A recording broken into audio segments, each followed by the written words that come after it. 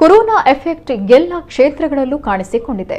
ಜನರ ಕೈಯಲ್ಲಿ ದುಡ್ಡಿಲ್ಲದೆ ಕದಿಯಲು ಆರಂಭಿಸಿದ್ದು ಹಳೆ ಸುದ್ದಿ. ಇದೀಗ ವಾಹನಗಳ ಹೆಲ್ಮೆಟ್ಗಳಿಗೂ ಕಳ್ಳರು ಕಣ್ಣು ಹಾಕಿದ್ದಾರೆ.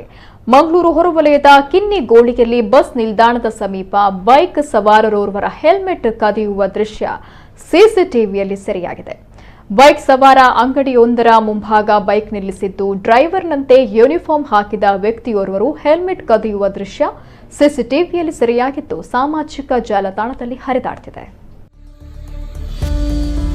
ಹೆಲ್ಮೆಟ್ ಕಳ್ಳನನ್ನು ನೋಡಿ ಹೆಲ್ಮೆಟ್ ಕಳ್ಳ ಕಿನ್ನಿಗೋಳಿಯಲ್ಲಿ